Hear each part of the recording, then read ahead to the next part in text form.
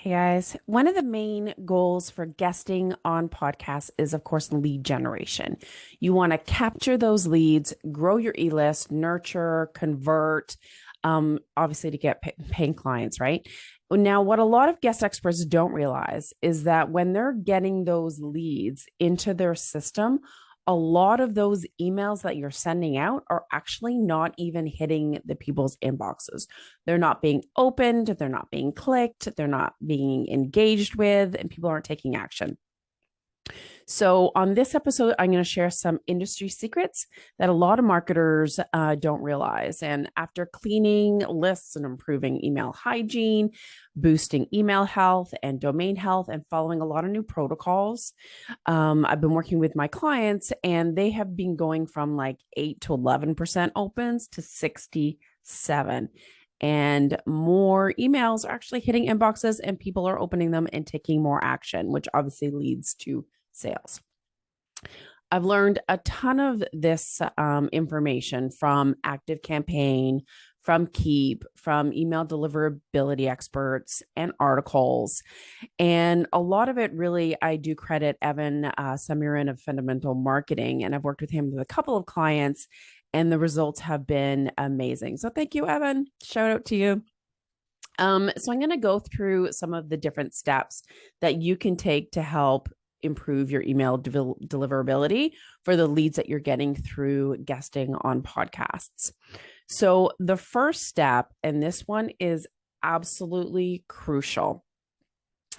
And the sad thing is that Keep and ActiveCampaign and all those CRMs, they don't actually tell you this when you sign up. It's painful, so annoying.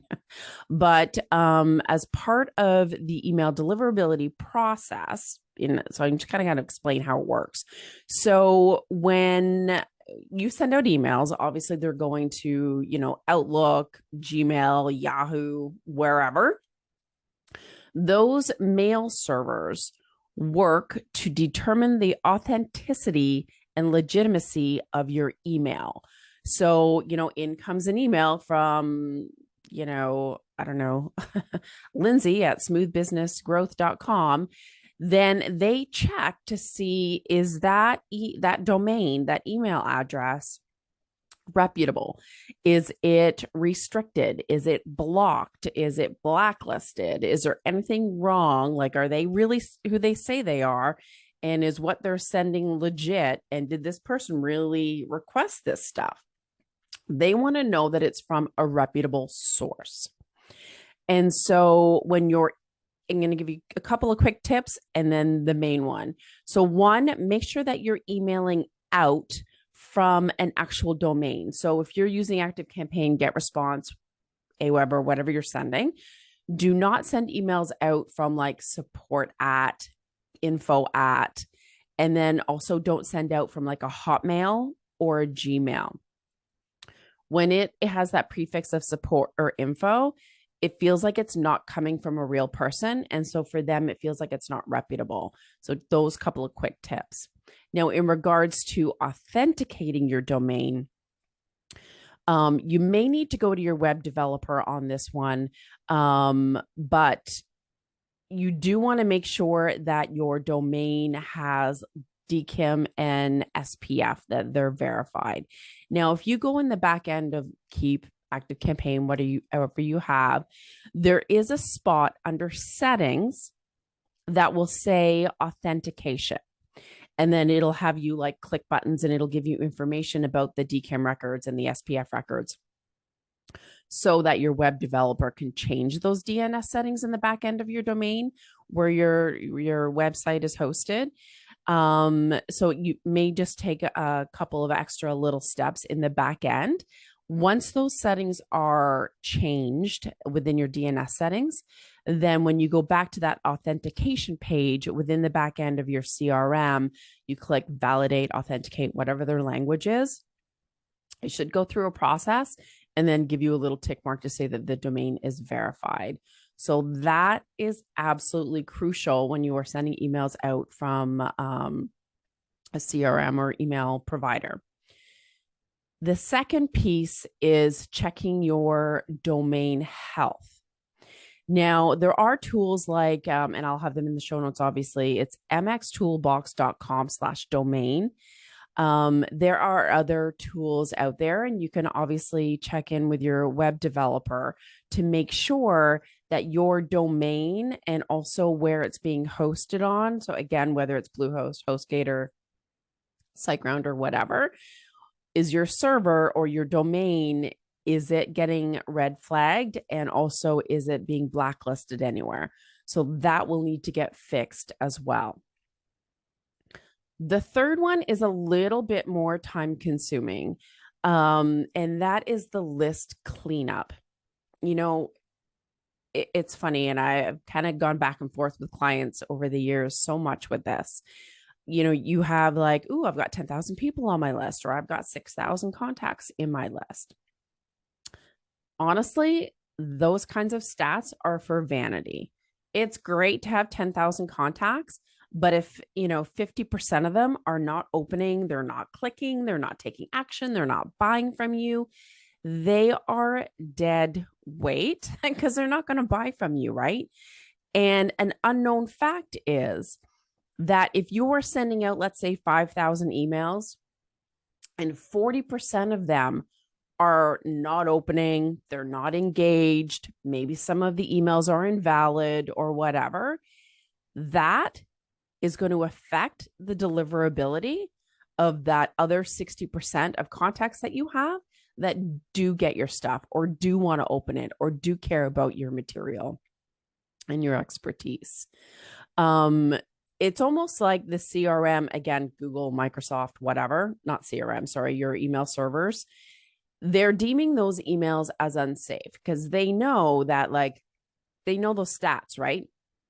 Of you're sending out 5,000 emails, 60% of them or 40% of them are not opening or not engaging, or a bunch of them are invalid. They naturally see your reputation as, it's lowered. They're not looking at you in a great light to say, ooh, yes, let's make sure we put that email in this person's inbox. So those contacts that you have that are, unsubscribed, hard bounces, invalids, unengaged, they are dragging down and affecting the deliverability of your hot leads. And that's really, really important to know. So there's a few areas that you can cut out all those dead leads. The first one is unsubscribes or opted out. You absolutely have to remove those contacts that have opted out or unsubscribed.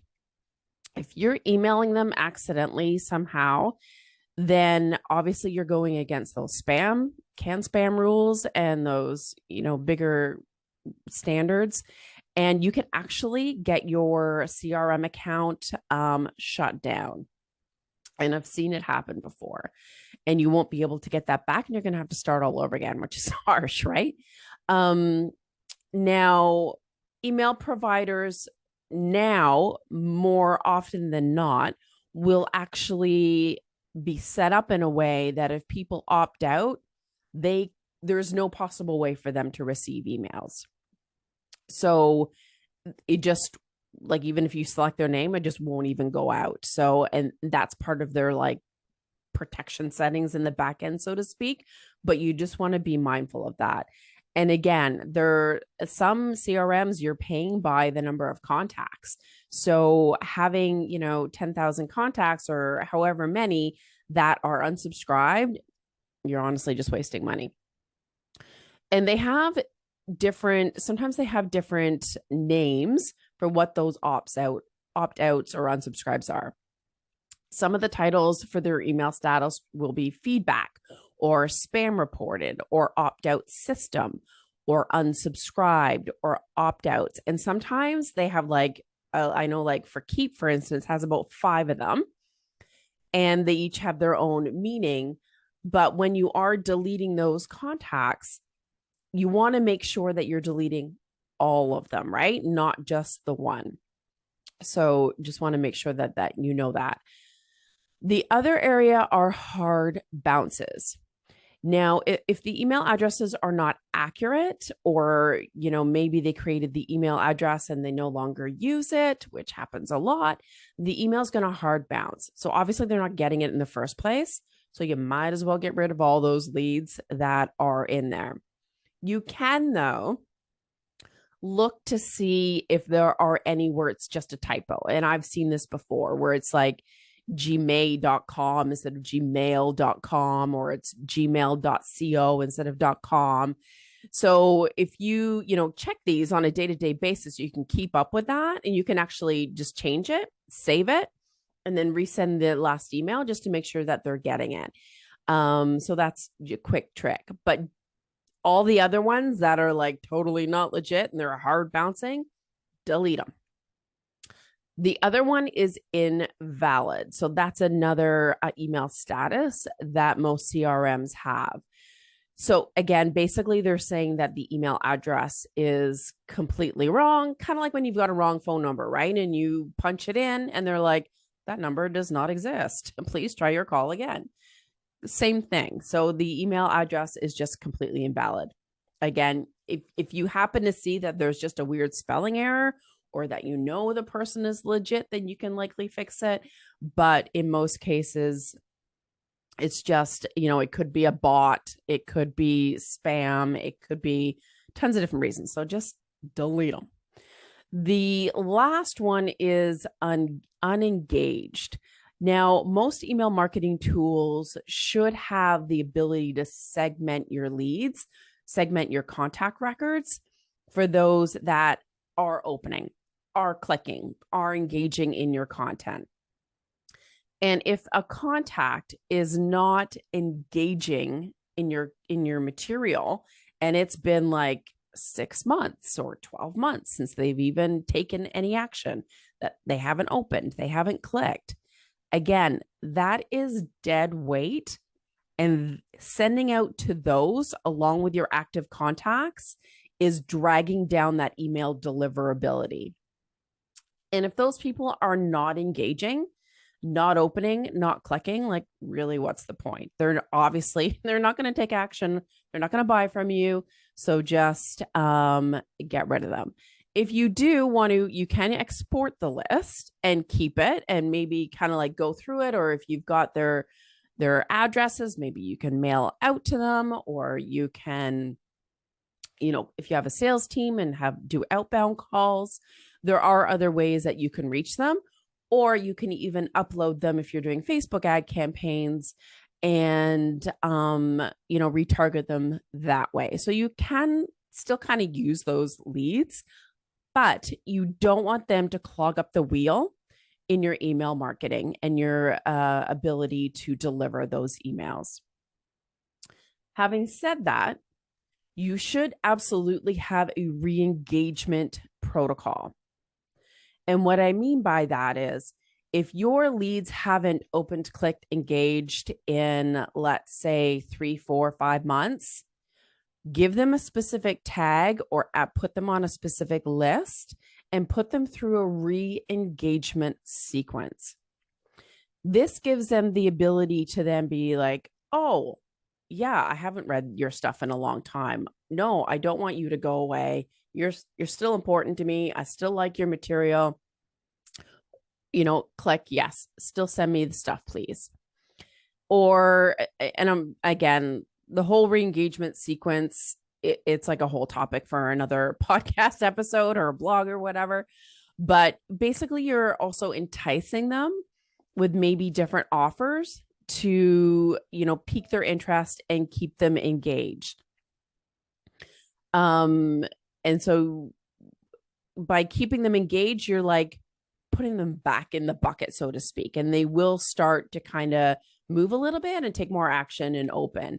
Doing a re-engagement sequence with my clients, we've seen about, I'm trying to think of the percentage, I guess about 25, 30% that end up kind of coming back or staying.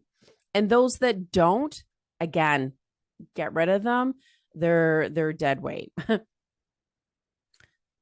So now that you have purged all of these, different contacts that are really not serving you at all in your email provider. You then want to make sure that you're going to do some list hygiene on an ongoing basis to keep your list clean. So that means removing spam emails and bots. And so you can have a team member go into the back end, see who your new contacts are, and then just kind of like quickly go through them to see again, like, or you can tell which ones are spams or bots or like a bunch of numbers at God knows what.com. Those that are hard bounces. Again, you can fix any that have a typo or, were just typed in wrong kind of a thing. Then you also want to look at, okay, those that have opted out and unsubscribed in the past week, get rid of those babies. Those that are unengaged. And I would say they're saying 60 days right now. If people haven't engaged in 60 days, they're kind of like put them through the re-engagement sequence and then get rid of them. Other people are doing 90 days. So it's just kind of like what you feel is right for you. Look at your stats, look at your numbers, look at your list. I've kind of gone back and forth with the 60 or 90, and both are fine to me, honestly. And then make sure that they're going through that re-engagement sequence. And then if they're not engaged, get rid of those dead leads. Now, here is an amazing resource. It's called Deliverability Dashboard. And they also have a program in there called the Deliverability Defender. And it tags your leads based on engagement. So in case your CRM is not really that great at kind of getting you that information and segmenting your list that way, this way it tags them based on, oh, they haven't opened in this long or that long. And then you can push them through a re-engagement sequence. And it just helps you segment and know which of your leads are, your high priority and which ones are not, and which ones you need to kind of like purge out. The next topic that I want to go over is the emails that you're sending out. So obviously you want to email those that are engaging and that do want to take action and do care about the content that you're sharing with them. Now, I use Keep for a lot of our clients. And because of that, we are actually able to send out emails based on engagement. And so with this method, we actually split up the viable contacts that are like engaging and what have you, and that are tagged as the newsletter list or whatever you want to call it. We split them up into 3 tiers. So tier 1 are those that are highly engaged. They are new to the list and they have engaged over the last 2 weeks. They are like the hot lead list, so to speak. And so we want to keep them in this one bucket because the likelihood of them opening up like all of the emails, or most of them opening the email, are higher. And then the second tiered are like moderately engaged. And then the tier 3 are less engaged. And again, so like going from 45 days to 60 or 45 to 90 days, depending on what you're doing. And why they're set up in 3 tiers is that because that tier 3 less engaged bucket it'll have a lower percentage of those that are going to open and click. So we don't want that batch of people to affect the deliverability of tier 1, who are highly engaged and new to the list and they're hot leads basically, right? And since having done that has like the open rates have been amazing for my clients. Again, moving from that 11% up to 67%. So that's what I do love about Keep. I know some people are like, oh, Keep, they hate it. They love it. I actually don't mind Keep. There are things that I don't like about it, but again, that could be a whole topic for another day. And then so in essence, when you've got an email and you set up your draft, you are sending it out once to tier 1, sending it out twice, another time to tier 2, and sending it out to tier 3. So you are sending it out to those 3 separate groups, and you're still going to like minus the tags of your clients. You're still going to not send out to those that are unsubscribed. So you still kind of play with that tagging, right? To make sure that you're sending it to the right group of people. The last thing that I want to cover is how you're setting up your emails and what they look like and how they're formatted. Believe it or not, it actually makes a difference. So I'm going to give you a few little tips here. Now, people used to personalize emails in the subject line, and that was said to be the way to get someone's attention and that they will open up the email. That has changed. So I guess all of the spammers out there and people that are emailing, in an incorrect way and spamming the heck out of people, they too started using that trick. And so now the email servers, Google, Microsoft, whatever, they're like, ooh, when people personalize now, that to them triggers a spam warning for them. So do not personalize the subject line. Hey, Jennifer, here's a great thing. You don't want to put their name. Save that for the body of the email. The other tip when it comes to the subject line is no camel writing. Now that sounds like a bit of a weird phrase, right? So what that means is the text in the subject line do not have an uppercase letter on the beginning of each word. That flags a spam for the email providers again. So just use like a sentence, right? Like uppercase for the first word and then all lowercase, or I've even seen where it's been all lowercase. Obviously have uppercase where you're like using someone's name or your program title or a city, like stuff that makes sense, but don't have every word as an uppercase letter, because it's not a title, right? It's kind of like a sentence.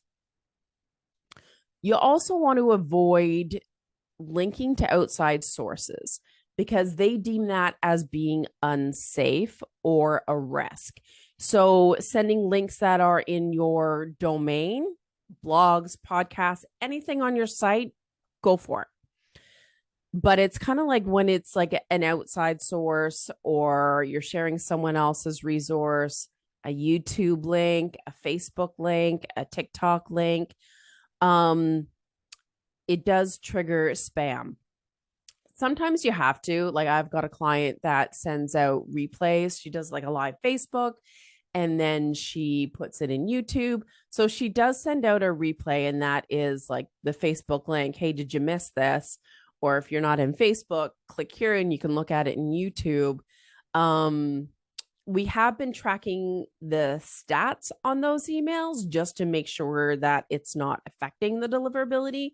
But because she doesn't do it very often, it hasn't affected her poorly yet. So, but it's always good to kind of like test and then just kind of like check all those statistics, right? Speaking of testing, you also want to test your emails. So create dummy accounts. So create a Yahoo account, a Gmail account, Hotmail, you name it. It can be whatever. And then when you set up like your e-zine or any kind of email, then send it when you send a test to yourself to obviously check links in the format, make sure there's no errors or proof your client or whatever. Then also put those test emails in, log into those accounts, see how they show up. Because I've noticed too, like I've put in emojis in the subject line, and when it's sent out to, Hotmail, honestly, the email didn't even hit the inbox. I was like, ooh, that's not good. And then when it hit another email provider, the emojis actually showed up as like weird code. So of course, no one's going to open that up because they're not going to trust the email is from you and that it's legit, right? So testing emails is a really good way for you to take those preventative measures to make sure things are being set up correctly. There's also a really cool software out there called Mail Tester. which will actually test your email for spam. So one is mail-tester.com. So check that out. And then that way you can see like, hey, does this email trigger spam before you even send it out? The other tip is to use preview text. It amazes me how many people don't actually know what preview text is or use it. So when you get an email in your Gmail or whatever, you obviously see the subject line, but you know how we're like right underneath it or beside it, it will show like a preview of what that email is about. It like gives you a little taste. So if you use that preview text section, your email will show up nicely. It teases what's in it, and they're more likely to open it. Now, when emails have like an image at the top or like an email header or banner, and if you don't use preview text, the only thing that's going to show up underneath the subject line is like some gobbledygook code.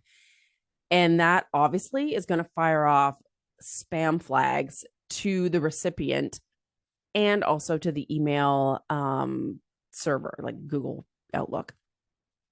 So definitely use the preview text and avoid an image in the top of the email. So I know that was a lot of information, and I hope you took notes. This episode is not all inclusive. There is so much more that goes on behind the scenes. And of course, you know, the actual content that you're sending, setting the expectations up ahead of time when people are opting into your list to minimize opt-outs and so forth. And there's other strategies, tips, and nuances to optimize the deliverability and success of your emails. Super grateful to have learned so much from Evan at Fundamental Marketing over the years. And of course, I'll have links in the show notes to showcase his brilliance and his services. But at the very least, at least now you are equipped with some strategies and tips to make sure that your email domain is healthy, it's authenticated, that your emails are more likely to be delivered into people's inboxes. And of course, that your list is nice and clean and they are taking action. Because you spend a lot of time and a lot of effort and invest money into guesting on podcasts, and you are sharing leads. You want to grow your e-list. So, you know, make sure that you get a lot of ROI out of that, and make sure that people that are coming onto your list are then being nurtured by your content, receiving emails, and hopefully buying from you. So I hope that helps. And until next week, happy emailing.